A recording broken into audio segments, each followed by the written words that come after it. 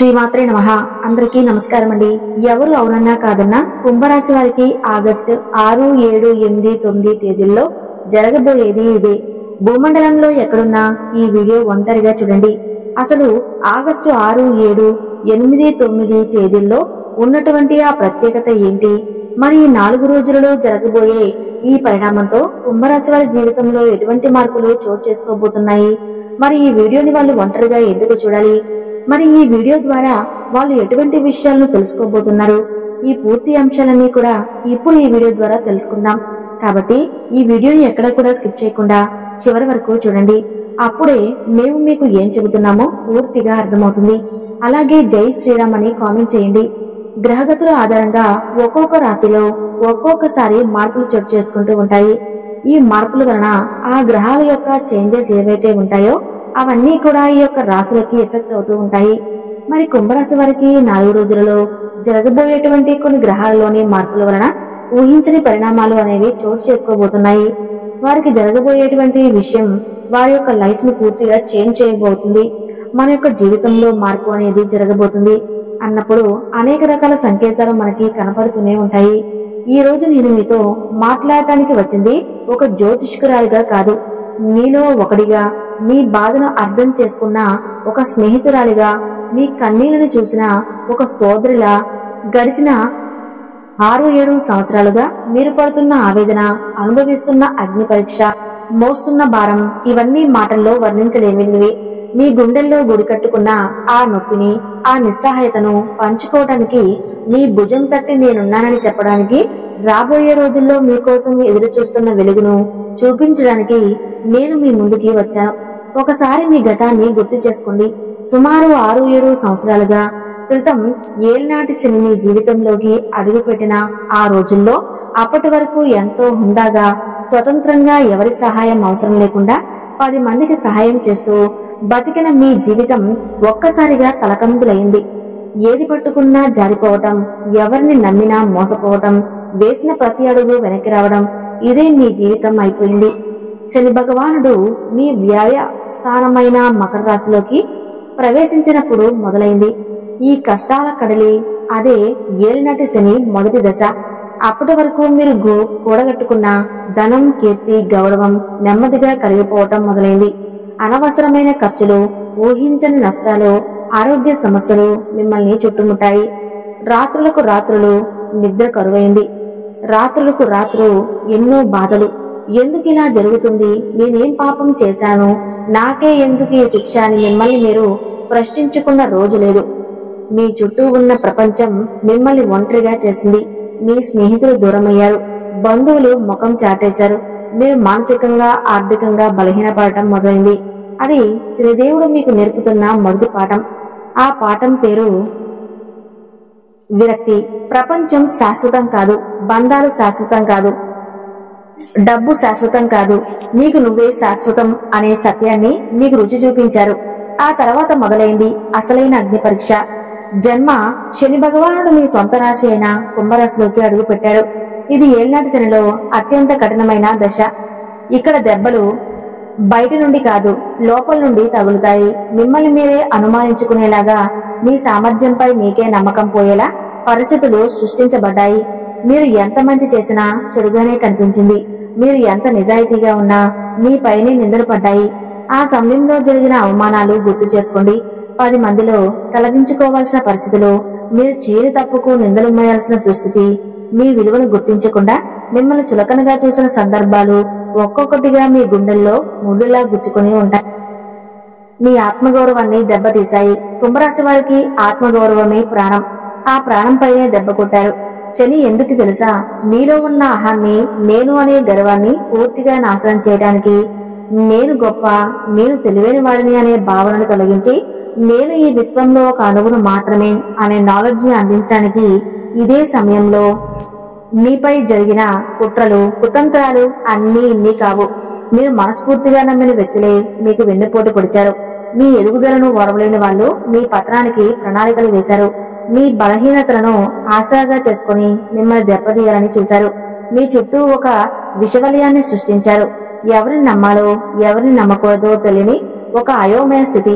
మీరు ఆడిన ప్రతి నాటకంలోనూ మీరు ఓడిపోయేలా చేశారు. మీ స్నేహితులే శత్రువులయ్యారు, మీ ఆప్తులే పరాయి వారయ్యారు. ఇది శనిదేవుడు మీకు నేర్పిన రెండో పాఠం. ఆ పాఠం పేరు జాగ్రత్త. మనుషులను ఎలా అంచనా వేయాలో, ఎవరిని ఎంతవరకు నమ్మాలో, ఎవరితో ఎంతవరకు స్నేహం చేయాలో ఆచరణాత్మకంగా చూపించాడు. ఇక మీకు జరిగిన మోసాల గురించి ఎంత చెప్పినా తక్కువే. ఆర్థికంగా మోసపోయారు, మానసికంగా మోసపోయారు, నమ్మకం విషయంలో మోసపోయారు. మీరు ప్రాణం పెట్టిన ప్రేమించిన వాళ్ళు మిమ్మల్ని అర్థం చేసుకోలేదు. మీరు అండగా నిలబడిన వాళ్ళు మీకు అవసరమైనప్పుడు చేయి విడిచిపెట్టారు. డబ్బు రూపంలో, మాట రూపంలో, ఆస్తి రూపంలో ఎన్నో మోసాలు. ఈ మోసాలు మిమ్మల్ని రాటు తేల్చాయి. పైకి కనిపించే ముఖం వెనుక ఇంకో ముఖం ఉంటుందని, చెప్పే మాటలకు చేసే పనులకు సంబంధం ఉండదని మీకు అనుభవపూర్వకంగా నేర్పించాయి. ఇది శని నేర్పిన మూడో పాఠం. ఆ పాఠం పేరు అనుభవం. ఈ అనుభవం ప్రపంచంలోని ఏ విశ్వవిద్యాలయంలో ఇవ్వలేనిది. ఈ 6 ఏళ్లలో మీరు అనుభవించిన ప్రతి బాధ, ప్రతి కన్నీటి చుక్క, ప్రతి అవమానం, ప్రతి మోసం, ఇవన్నీ మిమ్మల్ని బలహీనపరచడానికి కాదు, మిమ్మల్ని ఒక వజ్రంలా మార్చడానికి జరిగిన ప్రక్రియ. నిప్పులో కాలితేనే బంగారం శుద్ధి అవుతుంది. తీవ్రమైన ఒత్తిడికి గురైతేనే బొగ్గు వజ్రంగా మారుతుంది. శని భగవానుడు మిమ్మల్ని ఆ నిప్పులో కాల్చాడు, ఆ ఒత్తిడికి గురి చేశాడు. ఎందుకంటే మీరు మామూలు మనుషులు కారు. మీరు కుంభరాశి వారు. కుంభరాశి వారి లక్షణాలు ఏమిటి? మీరు మానవతావాదులతో సమాజం బాగుండాలని కోరుకుంటారు. మీకు విశాలమైన దృక్పథం ఉంటుంది. మీరు తత్వవేత్తలు, ఆలోచనాపరులు, 10 మందికి మార్గాన్ని చూపించగలగా సత్తా ఉన్నవారు. మీరు స్వతంత్రులు, ఎవరిని తలవంచని ఆత్మస్థైర్యం మీ సొంతం. కొత్తదనాన్ని కోరుకుంటారు. న్యాయానికి, ధర్మానికి కట్టుబడి ఉంటారు. కానీ మీలో ఉన్న చిన్న లోపం ఉంది. మీరు మనుషులను త్వరగా నమ్మేస్తారు. మీ భావాలను సరిగా వ్యక్తపరచలేరు. కొన్నిసార్లు అందరిలో ఉన్న ఒంటరిగా ఫీల్ అవుతారు. శనిదేవుడు ఈ 6 ఏళ్లలో మీలోని ఈ బలహీనతలే లక్ష్యంగా చేసుకున్నాడు. మీ మానవత్వాన్ని పరీక్షిస్తూనే మనుషుల నిజస్వరూపాలను చూపించాడు. మీ స్వతంత్ర భావాలకు సంకెళ్లు వేసి సహనం యొక్క విలువను నేర్పించాడు. మీ న్యాయస్పృహను దెబ్బతీసి లోకంలో న్యాయం ఎంత కఠినంగా ఉంటుందో చూపించాడు. ఇప్పుడు గతం గతః, ఆ చీకటి రోజులు ముగిసిపోయాయి. ఇప్పుడు మీరు ఏలినాటి శని యొక్క చివరి దశలోకి అడుగు పెట్టారు. శని భగవానుడు మీ రాశి నుండి 2వ స్థానమైన మీనరాశిలోకి సంచరిస్తున్నాడు. దీనినే పాదశని అంటారు.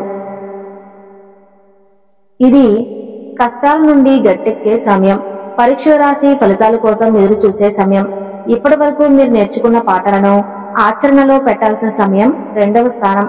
దీనికి సంకేతం కుటుంబానికి, ధనానికి, వాక్కు సంకేతం. అంటే ఈ చివరి 2.5 సంవత్సరాల్లో శనిదేవుడి ప్రభావం ఈ 3 అంశాలపై ఎక్కువగా ఉంటుంది. మొదటిగా ధనం. గతంలో లాగా ధనం ఊహించిన విధంగా ఆవిరైపోదు. కానీ ధన సంపాదనకు కాస్త ఆలస్యం జరుగుతుంది. మీరు 10 రూపాయలు సంపాదించాలంటే 100 రూపాయల కష్టం చేయాల్సి ఉంటుంది. డబ్బు చేతికి వచ్చినట్టే వచ్చి జారిపోతుంది. అంటే మీరు ఈ సమయంలో డబ్బు విలువను పూర్తిగా అర్థం చేసుకుంటారు. ప్రతి రూపాయిని ఎలా ఖర్చు పెట్టాలో, ఎలా పొదుపు చేయాలో నేర్చుకుంటారు. భవిష్యత్తుకు బలమైన ఆర్థిక పునాదులు వేసుకోవడానికి ఇది సరైన సమయం. శనిదేవుడు మీకు నేర్పిన పాఠాలతో పాటు మీరు ఇప్పుడు డబ్బును సరిగా నిర్వహిస్తారు. గతంలో లాగా అనవసరమైన ఖర్చులు చేయరు. ఇతరులకు గుడ్డిగా నమ్మి పెట్టుబడులు పెట్టరు. మీ ఆర్థిక క్రమశిక్షణకు ఇది ఒక పరీక్ష. ఈ పరీక్షల్లో నెగితే జీవితంలో మీకు ఇక ఆర్థికంగా తిరుగు ఉండదు. రెండవది కుటుంబం. ఈ సమయంలో కుటుంబంలో కొన్ని ఒత్తిడులు, బాధ్యతలు పెరుగుతాయి. కుటుంబ సభ్యుల మధ్య చిన్న చిన్న అభిప్రాయ భేదాలు రావచ్చు. లేదా వారి ఆరోగ్యం పట్ల, అవసరాల పట్ల మీరు ఎక్కువ శ్రద్ధ వహించాల్సి రావచ్చు.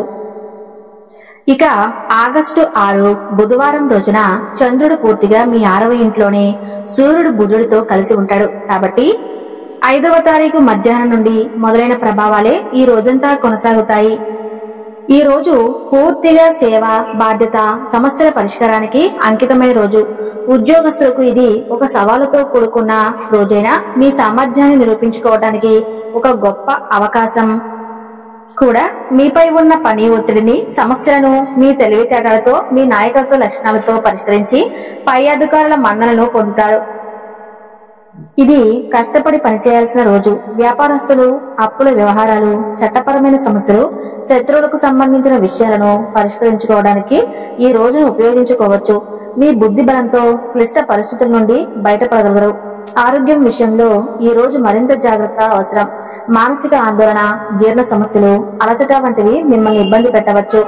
విశ్రాంతికి తగిన సమయం కేటాయించాలి. అనవసరమైన ప్రయాణాలు చేయకపోవటం మంచిది.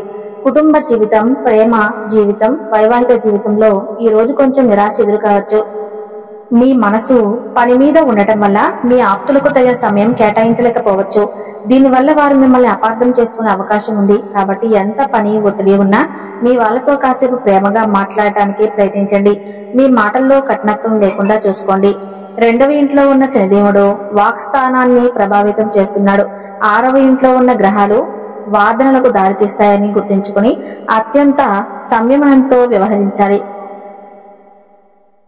కుంభరాశులారా, ఒకసారి 4 రోజులను గమనించుకుంటే ఆగస్టు 6, 7 తేదీలు మీ మేధస్సుకు, ఆనందానికి, ప్రేమకు సంబంధించిన రోజులు. ఆ రోజుల్లో మీకు లభించే పాజిటివ్ ఎనర్జీ పూర్తిగా ఉపయోగించుకోండి. ఆగస్టు 8వ మధ్యాహ్నం నుండి మీకు సానుకూలంగా ఉండబోతుంది. మీ బాధ్యతలకు, పనికి, ఆరోగ్యానికి సంబంధించిన రోజుల్లో మీకు లభించే పాజిటివ్ ఎనర్జీని పూర్తిగా ఉపయోగించుకోండి. ఆగస్టు 6 మధ్యాహ్నం నుండి 7 వరకు కూడా మీ బాధ్యతలకు, మీ సహనానికి, మీ ఓపికకు, పనికి, ఆరోగ్యానికి సంబంధించిన రోజులో ఆ రోజుల్లో ఓపికతో, సహనంతో, తెలివితో వ్యవహరించాలి. గుర్తుంచుకోండి. నాడులు బలంగా ఉన్నాయి. గురువు 5వ ఇంట్లో, శుక్రుడు 4వ ఇంట్లో ఉండటం అనేది ఒక పెద్ద వరం. ఇవి మీకు నాలెడ్జ్ ని, సుఖాన్ని, సంతోషాన్ని ఇస్తూనే ఉంటాయి. శని, రాహికోతులు కుజుడు పెట్టే పరీక్షలను ఎదుర్కోవడానికి అవసరమైన శక్తిని, వివేకాన్ని ఈ గురు శుక్రులే మీకు అందిస్తాయి. మీరు ఎలాంటి ఈ ఏలినాటి శనిని ఎదుర్కొన్న యోధులు. ఈ చిన్న చిన్న గ్రహ సంచారాలు మిమ్మల్ని ఏమీ చేయలేవు. ఇవి కేవలం వాతావరణంలో వచ్చే మార్పులు లాంటివి. ఎండ వచ్చినప్పుడు ఎలా ఉండాలో, వాన వచ్చినప్పుడు ఎలా ఉండాలో, ఎలా తడవకూడదో మీకు బాగా తెలుసు. అలాగే గ్రహ సంచారాలను అర్థం చేసుకుని అనుకూలమైన రోజుల్లో అవకాశాలను అందిపుచ్చుకుంటూ, ప్రతికూలమైన రోజుల్లో జాగ్రత్తగా, ఓపికగా ఉంటే విజయం ఎప్పుడూ మీకు. ధైర్యంగా ముందుకు సాగండి. ఈ గ్రహాలు మీకు దారి చూపే దీపాలు మాత్రమే. మీ జీవితం అనే రథానికి సారథి మీరే. ఆ విశ్వశక్తి, ఆ శని భగవానుడి ఆశీస్సులు మీకు ఎల్లప్పుడూ ఉంటాయి. కుంభరాశి వారు గ్రహాల ప్రభావం మనపై ఉన్నప్పుడు భయపడటం కాదు, దానికి తగ్గట్టుగా మనల్ని మనం మార్చుకుని కొన్ని చిన్న చిన్న పరిహారాలు పాటించడం ముఖ్యం. ఇవి ఖర్చుతో కూడుకున్నవి కాదు, కేవలం శ్రద్ధ, నమ్మకంతో చేయాల్సినవి. మీకు అర్థమయ్యేలా చెప్పాలంటే అన్నిటికన్నా ముందు మీ రాశికి అధిపతి అయిన శనిదేవుడిని ప్రసన్నం చేసుకోవాలి. ఆయనే మీకు గురువు, మీకు దైవం. ప్రతి శనివారం దగ్గరలో ఉన్న నవగ్రహాల గుడికి వెళ్ళండి. నువ్వులతో దీపం పెట్టి మనస్ఫూర్తిగా నమస్కరించండి. అన్నిటికీ మించి ప్రతిరోజు హనుమాన్ చాలీసా చదవడం ఒక కవచంలా పనిచేస్తుంది. ఆంజనేయ స్వామి భక్తుల జోలికి శనిదేవుడు రాడు. మీ ఇంటి దగ్గర ఉండే కాకులకు రోజు కొంచెం అన్నం పెట్టండి. కాకి శనిదేవుడి వాహనం. వాటికి ఆహారం పెట్టడం వల్ల శని శాంతిస్తుంది. అలాగే వీధిలో ఉండే నల్ల కుక్కలకు రొట్టెలు గాని, బిస్కెట్లు కానీ వేయండి. ఇది రాహుకేతు శనిదోషాలను తగ్గిస్తుంది. మీ శక్తి కొద్దీ శనివారం నాడు పేదవారికి, వికలాంగులకు, వృద్ధులకు భోజనం పెట్టించడం లేదా వారికి అవసరమైన వస్తువులు ఇవ్వటం చేయండి. మీరు చేసే ఈ చిన్న సాయం 10 రూపాయల దానమైనా సరే అది గ్రహాల ప్రతికూల ప్రభావాన్ని చల్లబరుస్తుంది. మీకు ఒక మానసిక తృప్తిని, ధైర్యాన్ని ఇస్తుంది. చివరిగా అన్నిటికంటే ముఖ్యమైన పరిహారం మీ ప్రవర్తనలోనే ఉంది. ప్రస్తుతం శని 2వ ఇంట్లో ఉన్నాడు కాబట్టి మీ మాట మీద పూర్తి నిగ్రహం పాటించండి. అనవసరమైన వాదనలకు, కఠినమైన మాటలకు దూరంగా ఉండండి. తక్కువ మాట్లాడండి, ఆలోచించి మాట్లాడండి. అలాగే జన్మరాశిలో రాహు ఉండటం వల్ల వచ్చే అయోమయానికి, అనవసరమైన ఆలోచనలకు దూరంగా ఉండటానికి రోజు కనీసం ఓ 10 నిమిషాలు ప్రశాంతంగా కూర్చుని ధ్యానం చేయండి. లేదా ఓం నమః శివాయ అనే మంత్రాన్ని జపించండి. ఓపిక పట్టడం నేర్చుకోండి. పెద్దలను గౌరవించండి. ఎవరిని మోసం చేయకండి. దైవారాధన, మీరు చేసే దాన ధర్మాలు, మీలో మీరు తెచ్చుకునే ఈ చిన్న మార్పు, ఈ 3 కలిస్తే మీకు ఎలాంటి గ్రహ దోషమైనా ఏమీ చేయలేదు. మీకు తిరుగులేని ఆత్మవిశ్వాసం వస్తుంది. ధైర్యంగా ముందుకు సాగుతారు. ఇక కుంభరాశి వారి గురించి తెలుసుకున్నారు కదా. ఈ వీడియో కనుక నచ్చినట్లయితే తప్పకుండా లైక్ చేసి జై శ్రీరామ్ అని కామెంట్ చేయండి.